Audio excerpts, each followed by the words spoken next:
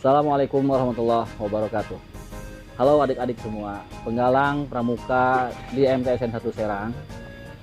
Kakak harap adik-adik dalam keadaan sehat walafiat, dan kakak selalu berpesan adik-adik semua agar selalu menjaga kesehatan, agar kita terhindar dari virus COVID-19.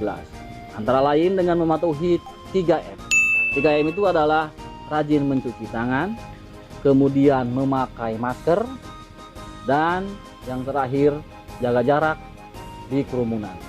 Semoga wabah virus ini segera berlalu dan kita dapat menjalani hidup kita secara normal kembali. Amin ya robbal alamin. Adik-adik yang kakak cintai dan kakak banggakan, perkenalkan kakak bernama Muhammad Iqbal SAG MPD. Hari ini kakak akan membawakan materi tentang tata cara penyampaian pendapat. Pendapat itu antara lain adalah apa yang kita laksanakan dalam keseharian kita. Kita bertemu dengan orang, kita ngobrol, berdiskusi, maka apa yang kita sampaikan itu adalah pendapat. Secara harfiah, pendapat itu adalah ide, pikiran, gagasan, apa yang ada dalam logika kita, dalam otak kita, itu disebut pendapat ketika kita mengutarakannya kepada orang lain.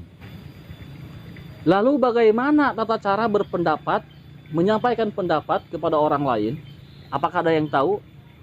Kakak hari ini akan menyampaikan 10 fakta dan trik tentang berpendapat. Yang pertama, pendapat disampaikan secara terbuka dan didasari dengan pemikiran yang sehat. Jadi orang gila kalau banyak bicara segala macam itu bukan pendapat namanya. Logis, apa itu logis? Masuk akal dan objektif. Yang kedua, pendapat disampaikan dengan bahasa yang baik, jelas, dan lancar. Artinya apa yang kita sampaikan, apa yang kita berikan kepada orang lain, itu harus dapat dimengerti oleh orang lain. Ada binatang menjerit-jerit, itu tidak bisa dikatakan pendapat. Kenapa? Karena kita tidak bisa memahami apa yang dia sampaikan. Yang ketiga, pendapat yang disampaikan harus mengenai pokok permasalahan yang tidak keluar dari konteks permasalahan yang dibahas. Kita misalkan sedang membicarakan makanan, jangan ngomong-ngomong tentang kotoran. Itu tidak etis namanya. Yang keempat, menghilangkan rasa emosional dan tidak memaksa pendapatnya harus diterima. Yang kelima, pendapat yang disampaikan tidak boleh menjelekkan orang lain.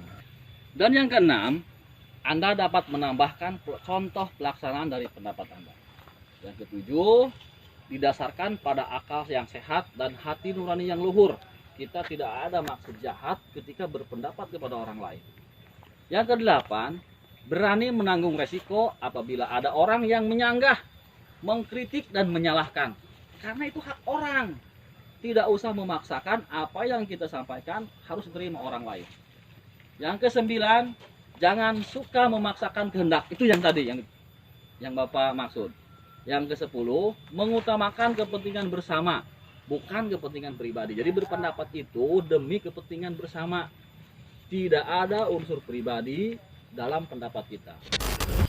Jadi adik-adik, ada dua prinsip yang harus dipegang dalam mengaktualisasikan hal kemerdekaan menyampaikan pendapat, yaitu kebebasan dan tanggung jawab. Kita bebas berpendapat, akan tetapi kita harus mampu mempertanggungjawabkan pendapat kita.